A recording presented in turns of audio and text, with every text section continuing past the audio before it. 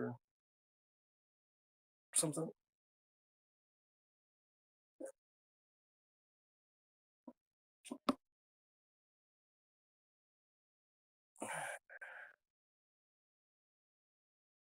Oh.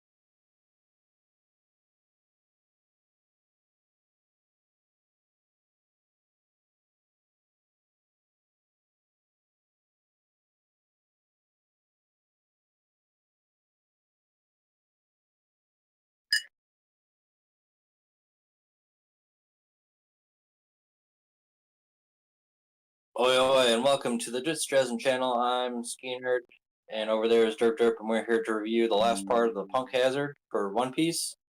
I'm going to split it into 4 different parts again and talk about them. Are you ready to get into this? What? Oi, oi, and welcome to the Just Dresden channel. I'm Skeenerd, and over there is Derp Derp, and we're here to review the last part of the Punk. The first one we're going to be talking about is... First part, I should say, is Monet and Mocha, or Mocha, however you want to say it. There it is. Got to turn to the right page. And, alright, let's get into it. So, Monet, as we know, is the green-haired, half-bird woman. And she was starting a fight in the kids' room. Shoot, what room was that called again? Biscuit room. There it is. And we left off with a potential Zoro and Tashigi team up, and that's what we kind of get. It's not as like, hey, we're all both gonna fight at the same time. No, Tashigi is like, I need to fight you, and Zoro's like, okay, I'll just wait here, whatever, I don't care. I'm a better swordsman than you anyways, so go ahead. And so during the fight, Tashigi gets her arm bit like a couple times, and she's like struggling, and Zoro steps in, and he's like, oh, well, I'm going to fight you now, and he basically cuts her in half with his one sword style, Great Dragon Shock. So we get to see a bit of his training, but the results of his training, and he cuts Monet perfectly down the center in half, but she's not dead because she is a Logia user.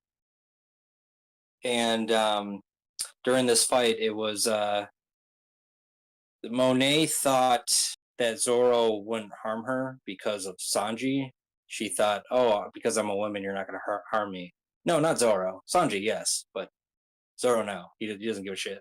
So he cut her in half without hockey, and meaning that it was a kind of mercy, I guess, just to show off his skills. Like, yeah, I can. You're nothing compared to me. Like, you're gonna keep on living. Whatever. I don't care. So that was fun. And so that was a she. Monet was basically humbled. I don't think Monet has dealt with being defeated before. It's nothing but a string of victories after string of victories for her, and you can tell like with the company she's with, it's like, oh, you either achieve victory or you're a failure and you should die, kind of thing, which is terrible. Um, but she's in agony. She's like, no, how could I be defeated? No. Anyways, and then we get Mocha, who is a freaking badass hero. She is being chased by the other kids who were not tranquilized or treated. Yeah, there we go. She was the only one that was treated by Chopper, and so she and Chopper and her had a conversation saying like this candy is bad and evil, and if you keep taking it, it's gonna kill you, kind of thing. And so she's basically gets surrounded by all the other kids, and instead of like handing it over, she just eats the candy. I was shocked by this. I'm sure a lot of people were shocked by this, but she eats all the candy. Chopper's like, no, don't do that. And all the kids were like, hey, you're stealing all the candy. And then when there's no candy left, she coughs up blood. And the kids were like, why did you coughing up blood? Then Chopper's like, because the candy is poison, blah, blah, blah. And basically, when Mocha does this, she's thinking about the promise she made to the other kids. It was the promise to go out to sea thing, and they can't do that if they're dead. And she was told before that if you keep taking the candy before you become adults, you'll probably die. As a Chopper said to her. So that was kind of a big thing. Um, oh yeah, the Tashigi quote. Um, After Monet gets cut in half, Tashigi says, "Just how strong have the Straw Hats become?" Whoa, that was cool. Then yep, Chopper tries, and after Mocha takes all the candy, Chopper tries to save her. Some of the G5 people are there, and they're like, "We're gonna take you to a place that's better," but poison gas is coming in. So they're running and running and running. All right, part two is called "Smile in Caesar." So this whole time they're talking about the sad, right? And we don't know what room that is. Uh, but now we have an answer to it. We learned that SAD is we learned that Doflamingo owns the SAD production, um, and the SAD, this substance, is processed into into a devil fruit called Smile, and it's a man-made zone type devil fruits that is sold all over the new world, and it gives people like power and stuff. So use that for power and wealth, and yeah. Doflamingo is. Huh?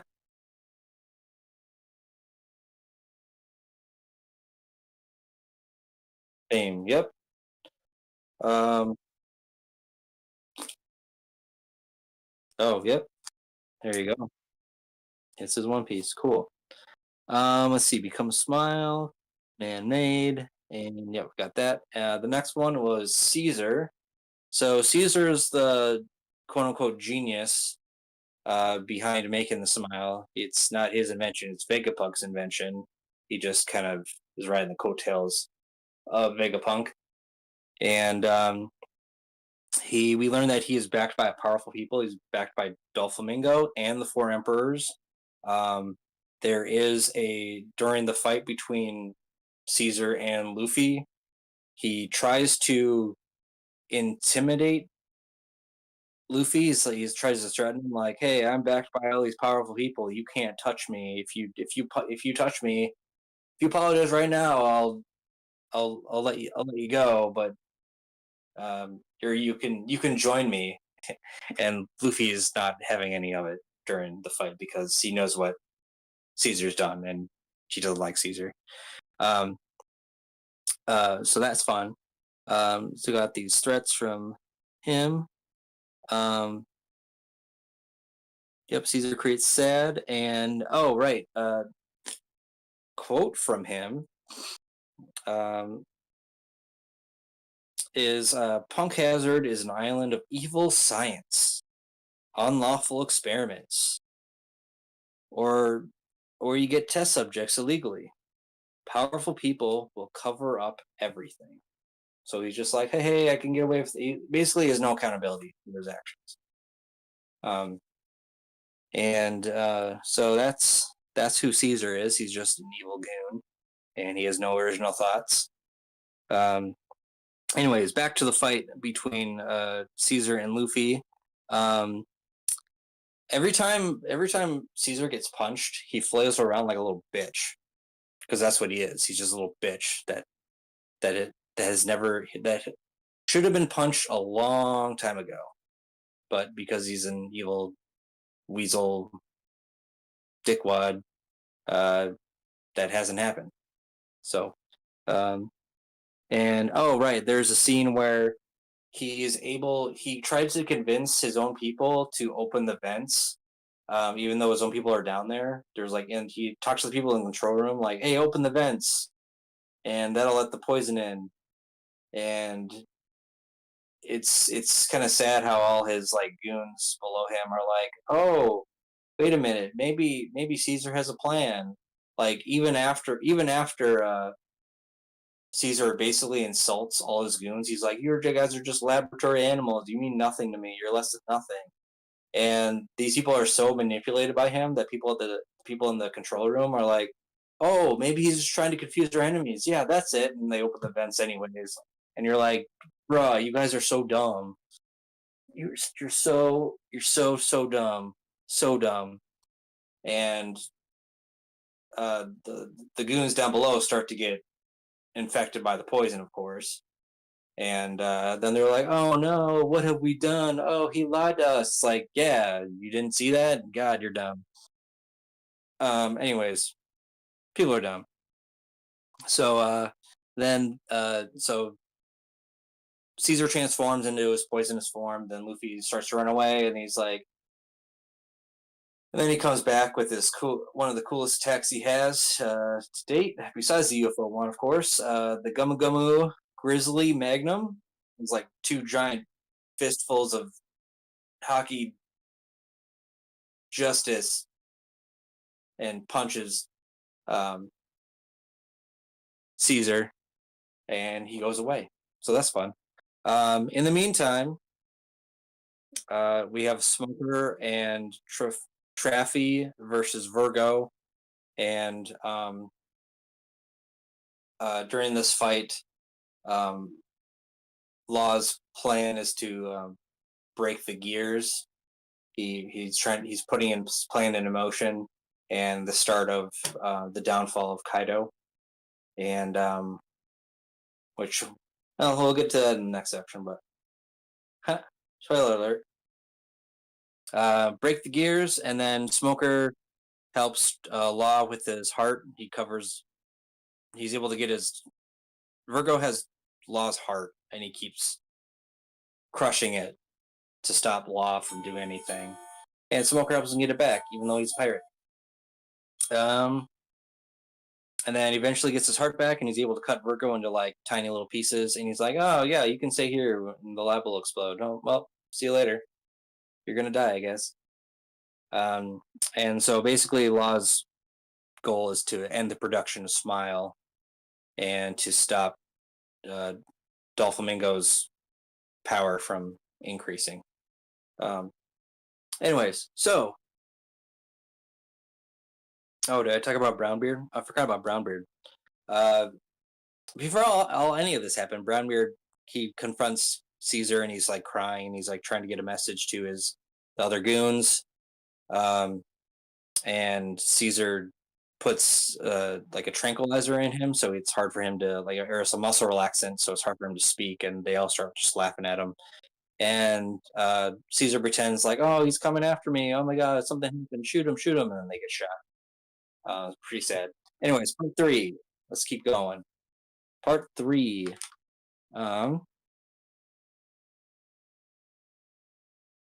is Straw Hats versus Don Don Quixote pirates. I don't know how to say that word. Don't ask me to say it because I don't know how to say it. Basically, what? Don Quixote. That's what I thought I said. Maybe I did. Who? Never heard of him. All right. Um. So the first one is we get Frankie versus Buffalo and Baby Five, which has a lot of really cool attacks from Baby Five. She's like half of a weapon or something like that, or she calls it weapon morphosis, and she can turn into a missile girl, a spada girl. We also get flying disc girl, a fire girl, sickle girl, a lot of different weapons she turns into trying to be Frankie, and so that's really just kind of cool to see that. And Buffalo can fly. She has like propellers or something like that. What was that? Oh, okay. Um. Anyways, and their mission is to recover Caesar or just to check out, see what's happening on the island. They see Caesar hit the tank that Frankie is in, and Frank the Tank. I get it. And uh, they tell Doflamingo like, "Oh, Caesar's out there," and he's like, "Yeah, yeah, go get him and get the hell out of there." Um, Meanwhile, this is happening. Doflamingo, uh, quote unquote, goes out and he's going towards Punk Hazard to try to see what's happening. Um, but he does that because during one of the scenes, um, Monet gets after she gets defeated. She's talking to Doflamingo saying, "Hey, I'm by the self destruct button, and I want you to be the king of the pirates or whatever. Like we need you to win." And so she's sacrificing himself, and he's like, "Oh, thank you for sacrificing yourself. You'll always be remembered." And she's about to press a button. At the same time, Caesar has what he thinks is Smoker's heart, but in reality, it's Monet's heart because there was the old heart switcheroo thing that happened earlier, and Caesar goes to stab the heart, and Monet about to press the button, she just collapses.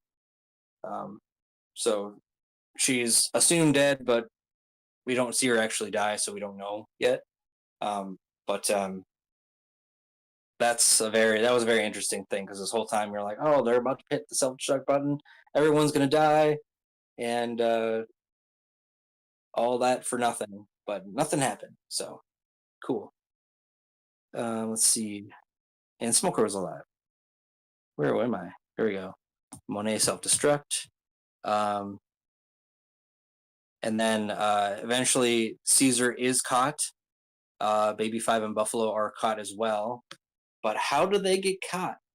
Let's see what happens. Well, the fight with Buffalo and Baby Five versus Frankie is kind of a stalemate, and it isn't until um, everybody in the mine cart that's getting out of there. You know, you have all the G5, you have all the kids, you have all the Straw Hats and Law getting the hell out of there.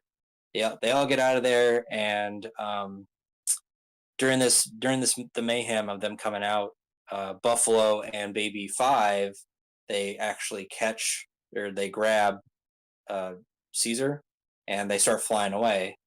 And then you have the suddenly courageous Nami and Usopp being like, "Hey, their backs are turned. You can count on us." And so Nami does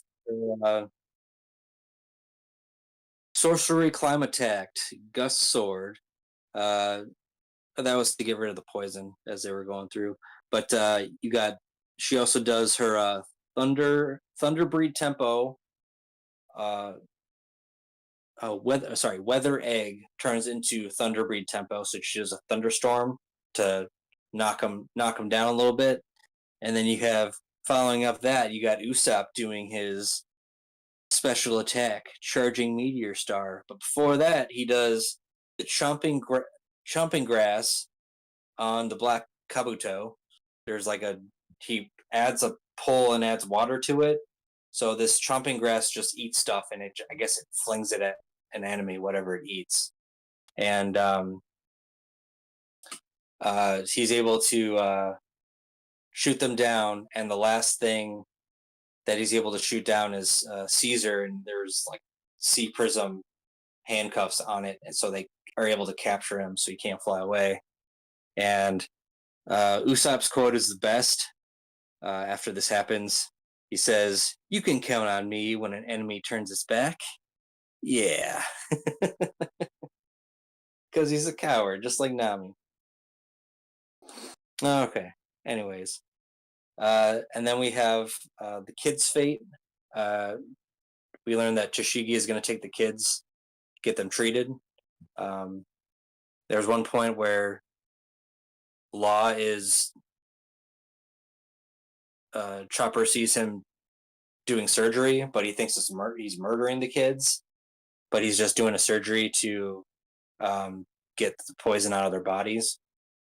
And then the best one is the reunion between Kinemon, who we thought was dead. He got poisoned, but we learned that you just gotta break the ash, poison ash that's around him. And we also learned that it takes 12 hours for that poison to seep into your body. So within that window, you can save someone from the poison.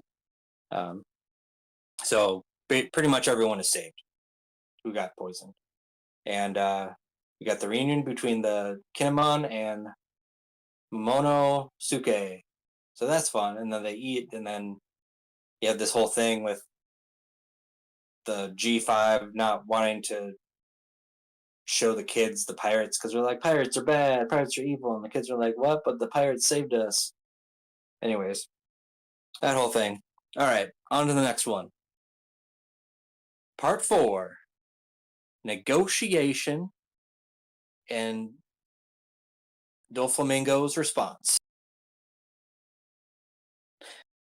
All right, negotiation part 1. It's the negotiation with Doflamingo. Law we learn that Law wants to take down Kaido, one of the 4 emperors. And to do this, he needed to execute this plan, and Luffy helped with that by capturing Caesar to stop the production of the SAD, which the SAD is used because Doflamingo's a broker to sell to Kaido and to help Kaido build an army. And if you cut that production, it cripples Kaido. So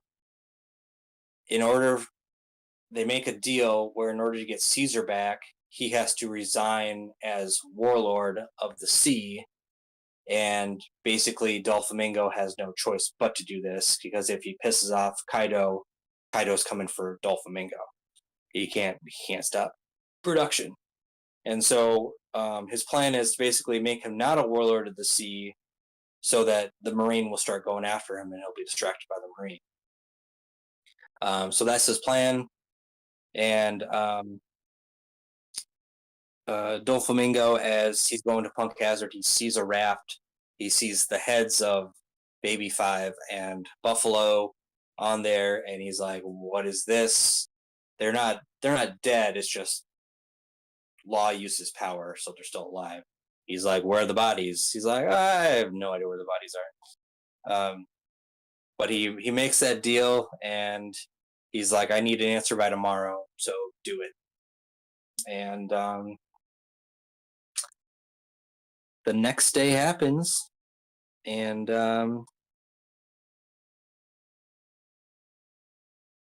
we learn that Doflamingo resigns as warlord. It's in the paper. It's official, and that's pretty cool. That worked. It's like, wow, that was cool. And I guess in the next one, Doflamingo's response is he resigns in the paper, and in exchange, Caesar is going to be traded back to them at a place called Greenbit, which is an island off the coast of Dressrosa, which is Doflamingo's island.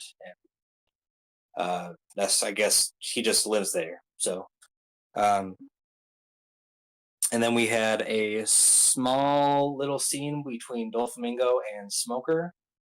Doflamingo comes to the island looking for the bodies of his people, and he sees Smoker there, and he's like, "Oh, look, Doflamingo, cool."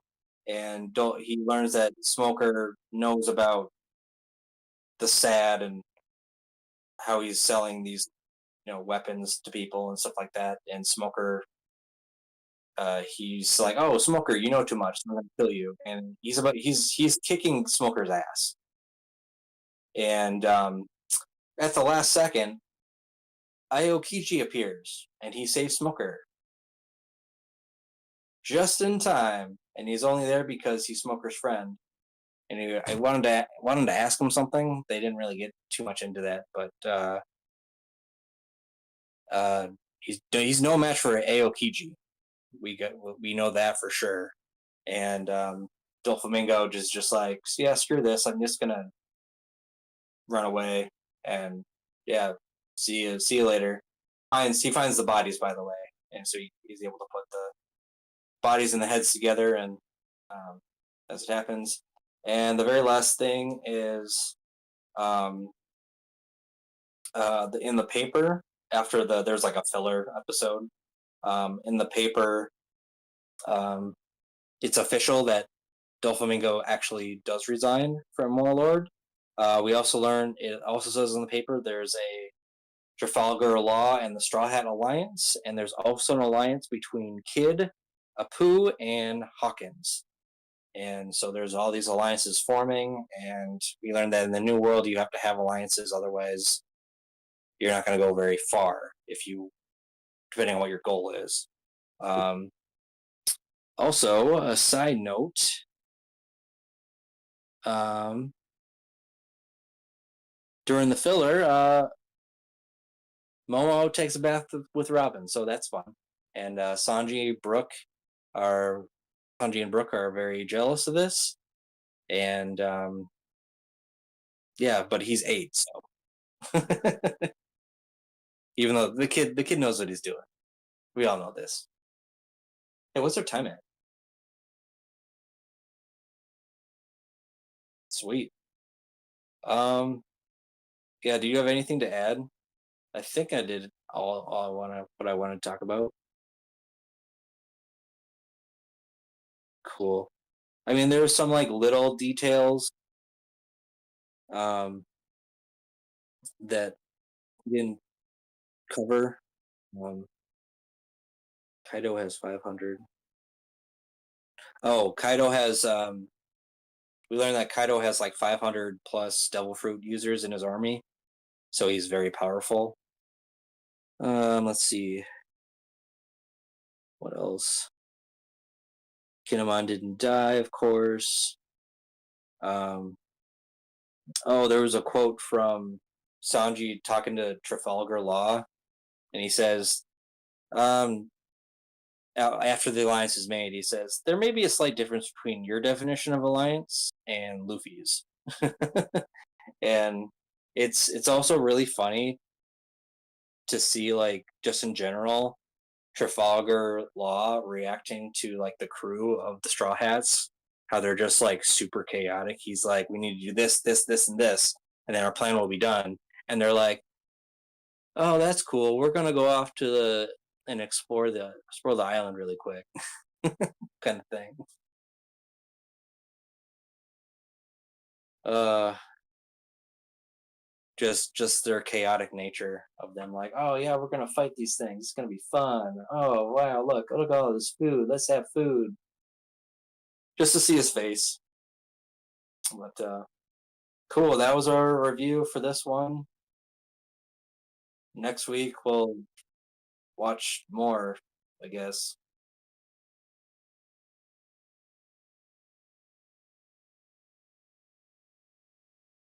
Yep.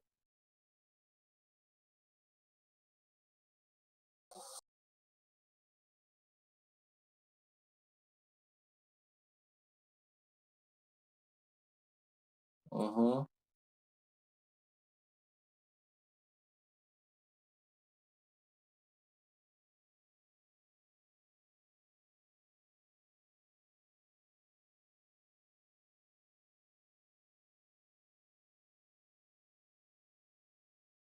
Yeah, we'll see. We'll see.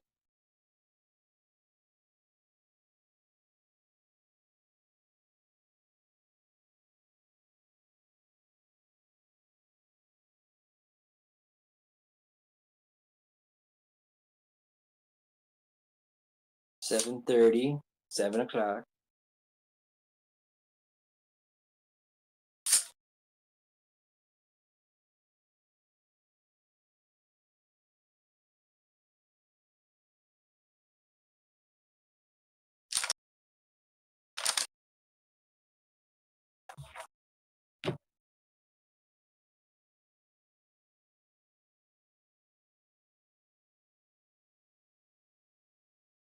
Bye.